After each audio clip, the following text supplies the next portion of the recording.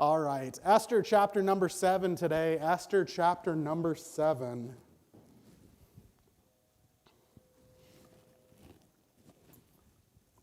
We're getting awfully close to finishing Esther. So, Esther chapter number 7.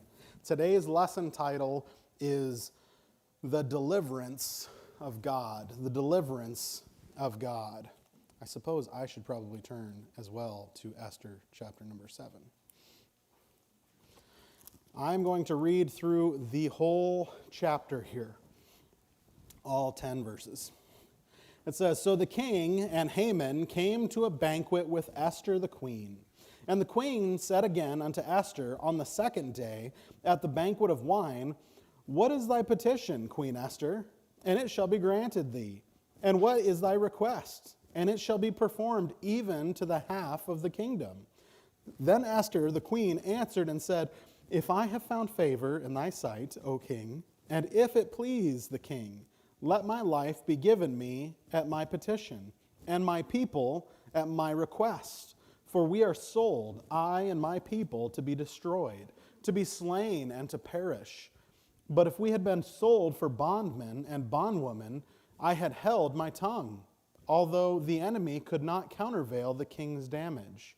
Then King Ahasuerus answered and said unto Queen Esther, Who is he, and where is he that durst presume in his heart to do so?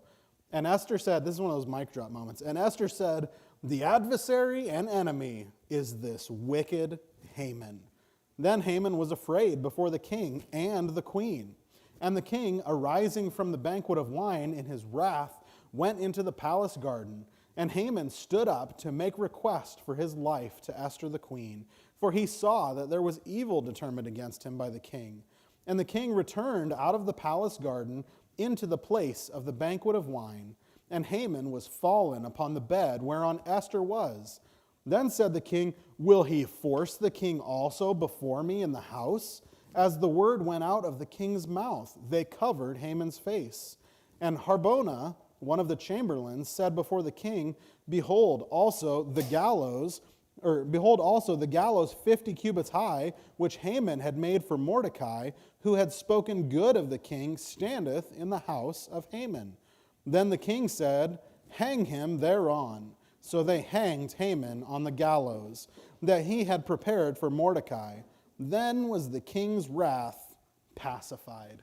There is a lot that is going on in this short 10 verses, but it's almost as if the whole thing has been building to this point now where we are finally going to see some justice take place. We're finally going to see, I love how Esther describes, the enemy is this wicked Haman. Just a wonderful, great way to describe it. When you think about life, there are times where a single text or a single phone call can absolutely change everything that had been happening, everything that had been taking place. Wednesday night, I was sitting in my office finishing up, getting ready for the Bible study. It was probably 4:45, I think, and my wife knocked on my office door, and she came in, and she's like, did you see the news at all?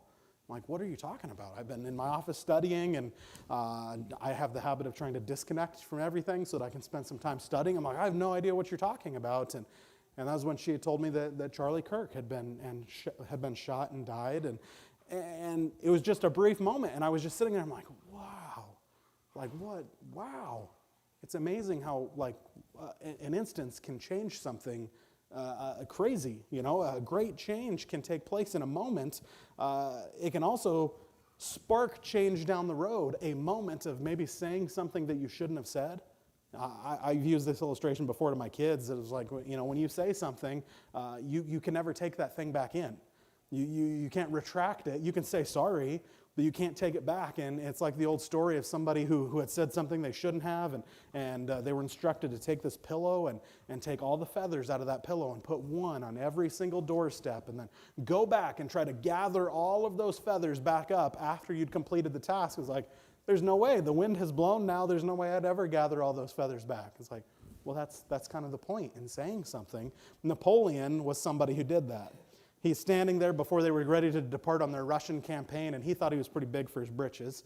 And he's touting himself and saying like all these things that he's going to do. And this lady piped up, and she's like, "Sir, man proposes and God disposes." And in his arrogance, he said, "No, no, no, madam. I propose and dispose."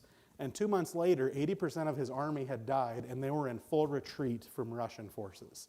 It's like, wow, a lot can change in a very brief period of time.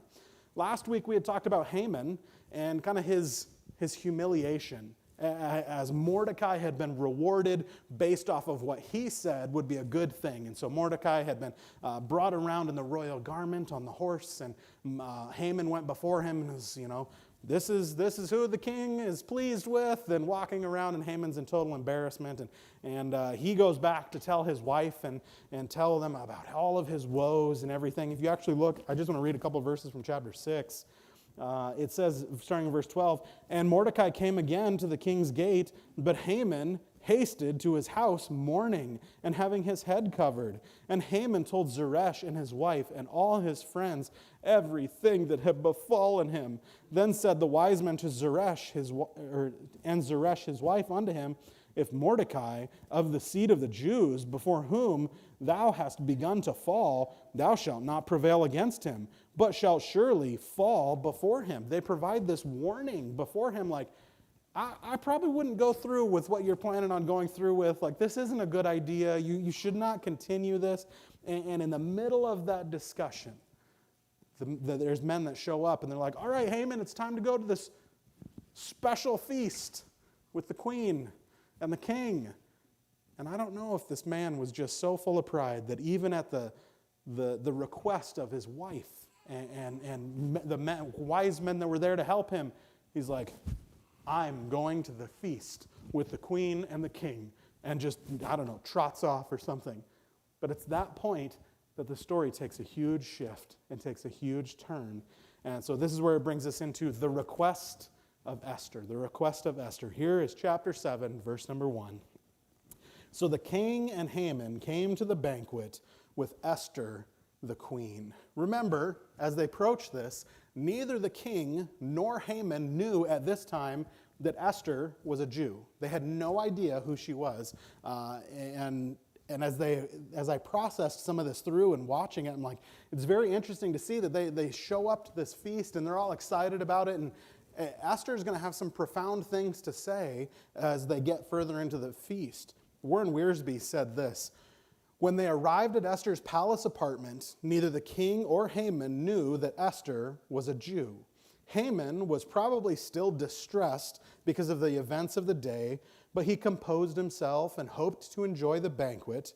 Had he known the nationality of the queen, Haman would have either run for his life or fallen on his face and begged the king for mercy." See, this feast, there's no record in here that they got to the feast part. I don't see anywhere in here where it's like, and then they had food. They went to the feast, and then the king's like, "Esther, what is your request?" Because I wonder if it wasn't just eating the king up a little bit. Like, they went to the first banquet, and she's like, "Well, if it please you, can I have a second banquet? And just you and Haman, and we'll go to the second banquet. And I would like to do nice things for my wife, and if she's got something nice that she would like me to do, I want her to tell me that thing." And so I wonder if the king's not just like, "All right, spit it out. Like, come on, just tell me what's going on. Tell me what you would like to have, and tell me what you would like me to do." And so I don't even know that they got to the eating part, and the king's like, tell me what's going to happen." The whole point of this feast was so that Esther could make this request, so that she could give this petition to the king and to reveal to the king exactly what her ancestry is. The king and Haman had no idea what was coming. This brings us to the king's prompting. No doubt, I think the king was very pleased with his wife, just the respect, the generousness of her, the willingness just to listen. Look at verse number 2. "And the king said again unto Esther on the second day at the banquet of wine, What is thy petition, Queen Esther? And it shall be granted thee. And what is thy request? And it shall be performed even to the half of the kingdom." even at that point, he's still like, he's listening to her. He had to have been pleased with her because he again offers this up to half of the kingdom. If you have some requests that you want, I'll give up to this much. He's still excited to be able to give something to her, and I think that just attests further to the fact that Esther spent all that time praying, and all the others spent time fasting and praying just to have God move the heart of the king. Remember, the king was a huge jerk when we looked at the very beginning with Vashti and everything that took place in his previous wife. He was kind of a guy to fly off the cuff and everything, and now it's almost as we see this guy that's like gentlemanly almost. He's like, oh, Queen Esther, what can I get for you? What can I give to you? What I would love to be able to do this. And I'm sure he assumed Esther had something specific, especially if it's like now day 2 and we're having another feast. She had to have something specific that she was going to request from him. And he had come to the determination, I don't care what it is. Regardless of what it is, up to half the kingdom, I still want to give it to her. I still want to be able to do that. So the time has come now for Esther to make her petition to the king. Notice how she made her petition. I am not a type of person that is, I would say, super eloquent. I don't use large words. I don't try to sound fancy pants or anything like that. But I appreciate it when things are stated very well. I like reading books that the author is just a wordsmith and just writes things. I'm like, man, that is so good. That is such a good phrase or such a good thought. And I enjoy things like that. And so as I look at this, look at how the queen responded. Then Esther the queen answered and said, if I have found favor in thy sight, O king, and if it please the king. Even after the king had said, up to half the kingdom, Esther, I'll give you up to half of that, Esther still approached in a way that was full of submission. That was full of the fact that she's like, I am the queen, but he's the king.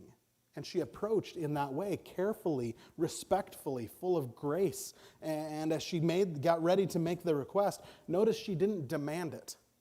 If it was Haman, Haman twisted words when he was trying to get his way, and he tried to make it sound good to the king, even though he was trying to get his own way out of everything. Like, there's this people group that, they're not listening to you, king, and, we should really just get rid of them. And he just tried to, but Esther approached in a way, she's like, if I found favor in your sight, and if it please the king. And just to watch the demeanor and the attitude of Esther as she makes this request, all I can think of is her trust in the Lord. Her rest in the Lord after she had spent all that time praying. She continues forth with the plan that they had put in place, and she gets ready to ask this question. She was putting all of her trust in God. Because if God could move the heart of the king already to the point where she had been able to come into his courtroom and he extended the golden staff to her to accept her and hear her request and go to the first banquet and now come to the second banquet, and she's trusting in God that God is going to give an answer for this. And I think that's, we don't live in this situation, right? I've not lived in a point where I've had to go before a king and ask something like this. But the thought of trusting in God is something that every single Christian can take through every single day of their life. Trust in the Lord with all thine heart, and lean not unto thine own understandings. In all thy ways acknowledge him, and he shall direct thy paths. We're supposed to follow him in everything. And she's like, I've got to do this. I've got to follow him. I've got to trust in him. And she's just put the whole thing on full display. But notice at the end of verse 3 what she says. Let my life be given me at my petition. And I think that just that phrase probably perked the king's interest. Let me be given my life at my petition, and my people at my request. It might not seem like anything crazy in that moment in just those two little phrases, but do you know what she was telling the king in those phrases? I'm not Persian. I'm not from this kingdom. I'm of another people. She had already been queen for, I'm not actually sure how long she had been queen at this point, but she had already gone through that whole process, and she got chosen as queen, and she's been with the king, and finally it's to the point where she's like, she had not revealed that she was not of the Persian people. And yet in that moment, her strength was not hers. It was God's. She rested in him, and he gave her the strength to say, what she needed to say. And so I'm just trying to imagine where's the king is at on this. Let my life be given to me at my petition. Well, who's trying to take your life? And start, I don't know. I'm the type of person I start thinking about things, and so I'm asking a billion questions before the question is even being finished being made. And so she's asking these things, and who's trying to take your life? And all these other things, and my people at my request. Your people? Like what? Where is this? What is going on? What is taking place? And this is where he learns more of the Jewish plight. Look at verse number 4. It says, "For we are sold, I and my people, to be destroyed, to be slain and to perish. But if we have been sold for bondmen and bondwomen, I had held my tongue, although the enemies could not countervail the king's damage." Esther's words echoed that of Haman in chapter number 3. As she pointed to the king, he was going to be receiving blood money. Remember, Haman was going to give all of this funds to the king just so he could off this people group because this one guy made him mad. He made it sound eloquent, he made it sound good, but all of this is going to take place. And she's like, it's not like we're even, if we had been sold into slavery or something like that, I wouldn't have said anything. But we're being sold to be murdered. And that's a big problem. And it says something about the king. Is this really how you're going to treat your people in your kingdom? If you're the king over 127 different provinces, and it's just okay with you to just kill off a people within that because they had conquered so many different nations that no doubt the kingdom was full of people of all different backgrounds and ethnicities. And so she's making a point here like, King, you're allowing this to take place. You're allowing this damage to happen. And as I think about that and just look at what I know about Esther, like that took so much courage to stand before the king and explain to the king that you're allowing this murder to take place. You're accepting money for them to be murdered. Just think of all these things. And she's just stood her ground on it. And it again falls back to the just trusting in God and just resting in him. Like God's either going to answer and it's going to go the way that I hope it's going to go, or God's going to answer and he'll figure it out some other way.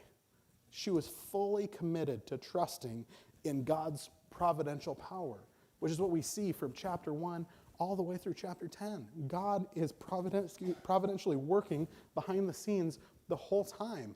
I loved the illustration we used early on about like a play or something, and the director behind the scenes allowing the different parts to be moving. He had a plan. And I wonder how heavy those words were on the king's heart as he heard them. Not only, who's trying to kill my wife and who's her people, and then she's like, you allowed this to take place. You allowed this to happen, and just this point of revelation with the king that he's finally going to understand exactly what's going on with Haman, the revelation of Haman. This was Esther's mic drop moment. All I can think about is the story of David, when David sinned with Bathsheba, and then Nathan the prophet comes to see him, and he's giving this big story about, a sheep was stolen from this family, and that sheep was like a child, and David's all ticked off about it, and he's like, how dare somebody do it? And Nathan's like, you're the guy. Thou art the man. Well, it's getting to a point now where it's going to be Haman. He's the guy. Look at verse 5. And the king Ahasuerus answered and said unto Esther the queen, who is he, and where is he that durst presume in his heart to do so? He's now enraged about all of this. He's now upset about what's taking place. And just watch exactly how Esther identifies Haman. Look at verse 6. It says, and Esther said, the adversary and enemy is this wicked Haman. I think you probably could have heard a pin drop in that room at that moment. Remember, this is a special banquet. It's just the three of them there, the king and the queen and Haman. Haman's been quiet this whole time. We haven't heard a peep from him. And yet, this guy. You want to know who's trying to kill my people? You want to know who would like to try and kill me? This guy. And I get flustered thinking about it, like trying to put myself in the shoes of the people that are there. And I'm like, oh man. I've told you this before. Theodore is somebody who I think he gets it from me, but he experiences a lot of like secondhand embarrassment. I read through this and I'm like, I get secondhand embarrassment thinking about Haman sitting there and going through, this is the guy. This is him right here. And it's just the queen and the king and Haman. I'm like, oh my goodness. And now imagine as the king starts to redirect all that anger of, who thinks that they can take my wife's life? Who thinks that they could take that people's life? Who thinks that they're bold enough? Haman did it. And can you imagine that the king looking over at Haman in that moment, I just feel like there'd be so much rage taking place, so much anger taking place. Haman is the one responsible for all of this taking place. Haman is the one that thought he could just off an entire people group because he was upset with Mordecai. Haman is the one that thought he had the authority to do whatever he wanted, and so he pursued that. You know, we have this blessed thing called hindsight. We can look back at different things that have taken place, and we have the privilege of saying, like, Romans 8:28, we know that all things work together for good to them that love God, to them that are called according to his purpose. I can claim verses like that when I go through hard times. Esther didn't have that to claim. And yet look at the boldness and the trust in God that she had. She knew that this, I have to do this. I was brought into the kingdom for such a time as this. This is the task that I've been given. And I think it's such a cool story that you look through and see the boldness that she had to do what she needed to, regardless of what could have happened. At any moment during any of this, the king could have gotten upset with her and been like, yep, off with her head. Get rid of her. I'm upset with her. Let's find a new queen. You know, he could have changed at any moment. And she trusted to this point where she was finally able to identify this adversary, Haman. Look at verse number 7. It says, and the king, arising from the banquet of wine in his wrath, went into the palace garden, and Haman stood up to make request for his life to Esther the queen, for he saw that there was evil determined against him by the king. Then the king returned out of the palace garden into the place of the banquet of wine, and Haman was fallen upon the bed whereon Esther was. Then said the king, will he force the queen also before me in the house? And as the word went out of the king's mouth, they covered Haman's face. The king, I don't know, again, probably full of wrath, full of, he's upset at Haman right now, and he's like, I don't know if he was going to step away to cool off for a moment. I don't actually know, but he stepped away into the garden, stepped out of the room, and Esther and Haman are still sitting there. Keep in mind, the table that they're sitting at is not like we would sit at a dining room table today. It is a very low table that they'd be sitting at. They'd have these cushions that they'd be kind of like leaning on or kind of sitting on as they were around this table. And so when it talks about that he had fallen onto Esther's bed, it's referring to the cushion that she was sitting on, not like her actual bed that she would sleep on. But I just find it interesting that the king stepped out of the room to try and, collect his thoughts or something. And the moment he steps back into that room, Haman is there. Somehow, I don't know if he started begging for his life. Queen Esther, I'm so sorry. Will you forgive me? Please don't go through with this. Please don't, And then as he continued begging, he just got further and further like, I'm so sorry, please. I don't know. Somehow it happened to the point where I just imagine Haman is laying on the ground, just like, I'm so sorry. Well, somehow he ended up kind of on her cushion as the king walked back into the room and just lit a fuse in the king. And the king's like, how dare you think that you're just to the point where you're just laying on the bed that my wife sits on and just continues his rage even further out and his upset. And I would look at this and just be like, man, the irony that he would just walk in at that moment. Granted, I know it's not ironic, but I think it's hilarious that that's the moment that he walks in and he says, all right, we're gonna punish this wicked Haman. This is another one of those interesting moments. It's like, ironically, the king walked in right when he was laying on the bed. And then ironically, as soon as Haman has his head covered, look at what this chamberlain says, somebody else that was in the room. And Harbona, one of the chamberlains, this is verse 9, and Harbona, one of the chamberlains, said before the king, behold also the gallows 50 cubits high, which Haman had made for Mordecai, who had spoken good of the king, standeth in the house of Haman. Then the king said, hang him thereon. So they hanged Haman on the gallows that he had prepared for Mordecai. Then was the king's wrath pacified. We didn't really talk about this, but as I talk about Haman being a guy full of pride, I feel like when you encounter people like that, there is always people that they stepped on along the way to get to where they were at, to try and increase their clout and their power. Well, apparently, he had probably offended Harbona at some point in time. And so as soon as Haman has his head covered, I just see this person just stepping up. Hey, by the way, king, there's these gallows that Haman made because he was really upset at Mordecai, which talked good about you. And they're 50 cubits high. Maybe we could use that for his punishment. I'm like, I don't know if Harbona got joy out of saying this, but Haman's standing there, pretty much imagine him, he's cuffed already. He's getting punished. And then this other hey, by the way, maybe you could do it this way. And the king's like, yep, do that. Go hang him right now. Just go hang him. Get it over with. And he's ushered out and he's hung on these gallows that he created to hang Mordecai. I was talking with somebody last week about these gallows, and it just 50 cubits high. This huge site that would have been seen. We don't know if they actually built it to that height, or if maybe it was sitting on top of a building, and so the total height. But I mean, it's something that you would have been able to see from all over the city. People would have been able to look up and see, oh hey, there's somebody hanging on that. There's somebody that's dying up there. There's somebody that's on display because they've done something that they shouldn't have. Oh, it's Haman. Haman is the one that is hanging up there.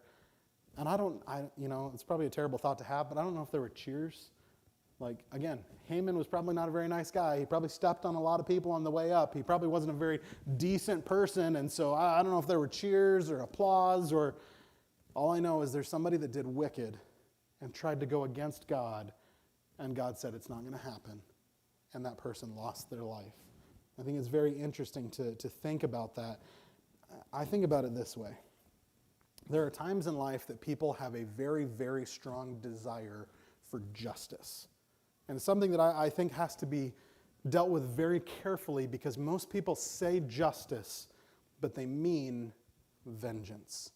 If Mordecai and Esther had just tried to take this whole thing into their own hands to force justice, we would not have seen the outcome that took place.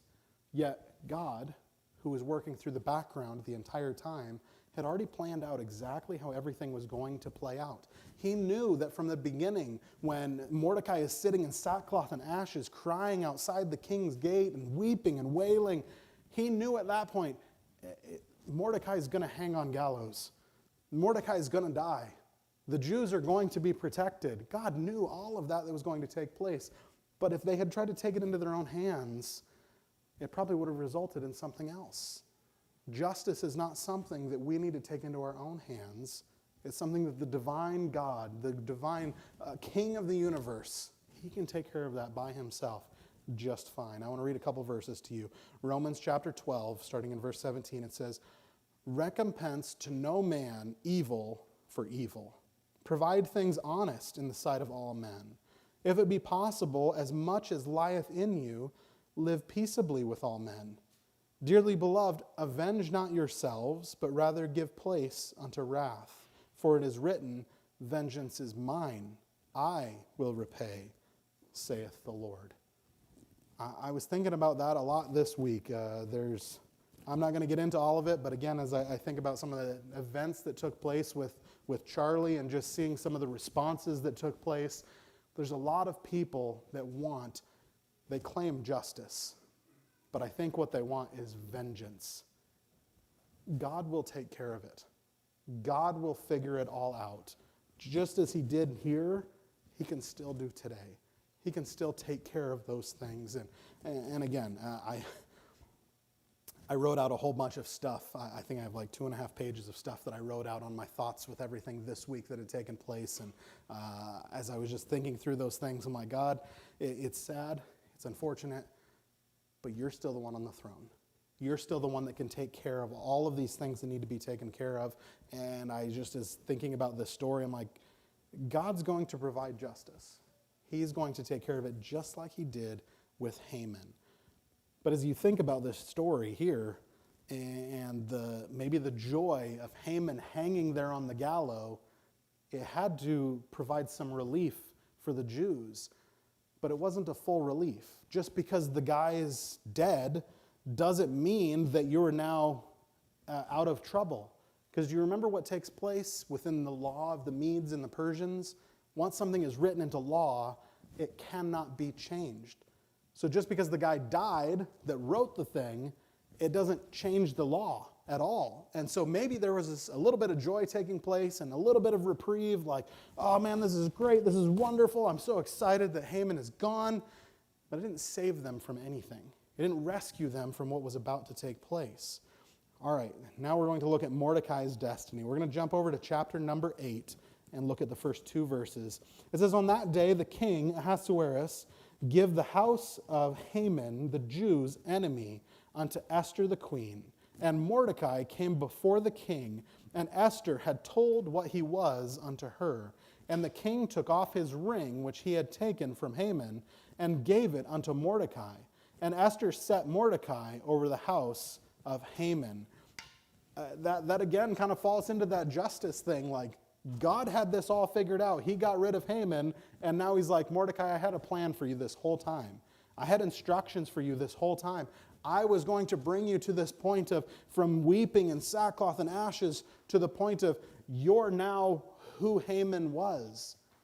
It's amazing to see how God transitioned that to the point where Mordecai is now in a position of power, a great position of power. And I just think of the picture that would have been as the king took off whatever royal ring he had that he had given to Haman, and he took it off and gave it to Mordecai, the one who was attempted to be murdered, who wanted to be gotten rid of, and so he hands off that ring to Mordecai. And I think it was just probably a precious moment for Mordecai as God rewarded his faithfulness. He had a plan all along. If Mordecai had tried to take it into his own hands, if he had tried to get in the way of what God's doing, it might not have been the same result. He had to be patient, and he got the greatest promotion that he possibly could have. God will provide promotions if they are necessary to do his work. You don't need to pull strings, know the right people, bribe the powers that be, or manipulate people to obtain a high position. If you need promotion to do God's work, God will see to it that you get it, and you will obtain it in an honorable way. I thought that was very interesting because the whole time Mordecai had been put in different positions because God had allowed him to be put in those different positions. And finally at the end, God said, all right, well, I'm going to reward you, and he promoted him in the end. All right, let's look at the Jews' deliverance. We're going to read down through quite a few different verses here in chapter number 8. But Esther had one more plea that she needed to give to the king. Look at verse 3. It says, and Esther spake yet again before the king, and fell down at his feet, and besought him with tears to put away the mischief of Haman the Agagite, and his device that he had devised against the Jews. And jump down to verse number 6. It says, for how can I endure to see the evil that shall come unto my people? Or how can I endure to see the destruction of my kindred? The law was still in place that on such and such a day, in such and such a month, that the people, anybody in the kingdom of Persia was going to be able to go and kill any of the Jews. That was the rule that they had put in place. Look at verse 7. It says, then the king Ahasuerus said unto Esther the queen, and to Mordecai the Jew, behold, I have given Esther the house of Haman, and him that have hanged upon the gallows, because he laid his hand upon the Jews. Write ye also for the Jews, as it liketh you, in the king's name, and seal it with the king's ring. For the writing which is written in the king's name and sealed with the king's ring may no man reverse. So he's now telling them, all right, well, Haman went through and he wrote this law and sent it out. Write something that pleases you and send it out. Take care of it and get it sent out. We're going to continue reading in verse number 9. Then were the king's scribes called at that time in the 3rd month, that is the month Sivan, on the 23rd day thereof. And it was written according to all that Mordecai commanded unto the Jews and to the lieutenants and the deputies and rulers of the provinces, which are from India unto Ethiopia, and 127 provinces, unto every province according to the writing thereof, and unto every people after their language, and to the Jews according to their writing and according to their language. And he wrote in the king Ahasuerus' name, and sealed it with the king's ring, and sent letters by post on horseback, and riders on mules, camels, and young dromedaries, wherein the king granted the Jews which were in every city to gather themselves together, and to stand for their life, to destroy, to slay, and to cause to perish all the power of the people in the province that would assault them, both little ones and women, and to take the spoil of them for a prey. Upon the day in all the provinces of King Ahasuerus, namely upon the 13th day of the 12th month, which is the month Adar, the copy of the writing for a commandment to be given in every province was published unto all people, and be ready against that day to avenge themselves on their enemies. So the post that rode upon the mules and camels went out, being hastened and pressed on by the king's commandment. Haman's decree could not have been reversed, and so they sent out one to adjust a little bit. Now, they're still going to have permission to go and kill any of the Jews that they'd like to on such and such a day, but I now give you permission to defend yourselves, to kill anyone who tries to kill you. Oh, and to take the spoil of anyone who tries to kill you. And so he gives them this opportunity to defend themselves. And we'll get, not this week, but we'll look at, there's some people that try to kill some of the Jews. And I just find it interesting. I'm like, the king gave them permission to defend themselves. Do you really think that was a great idea?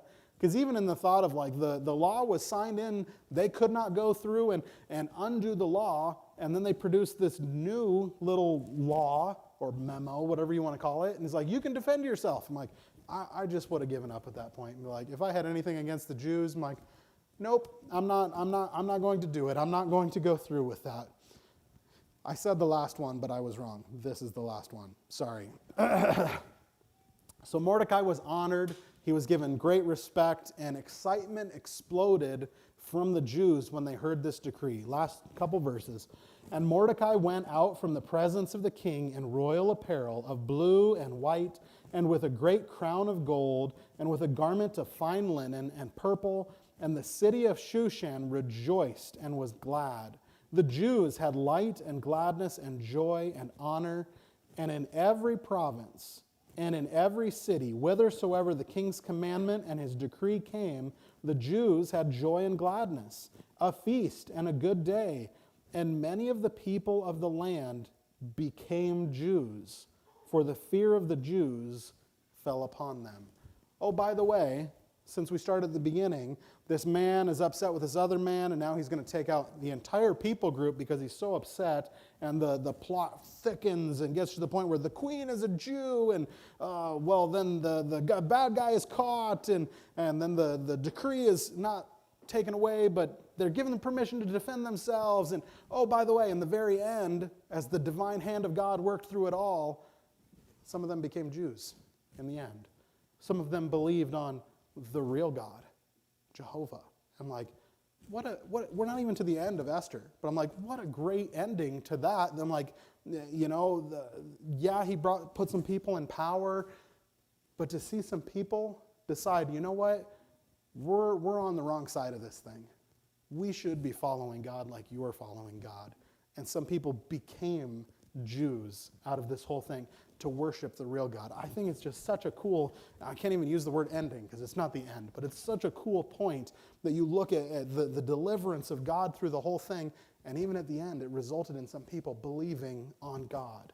What a cool story. What a great thought, even for a book that doesn't ever mention the name of God. And we still have people in the end converting to Judaism so that they can believe on the real God. What a God we serve. Let's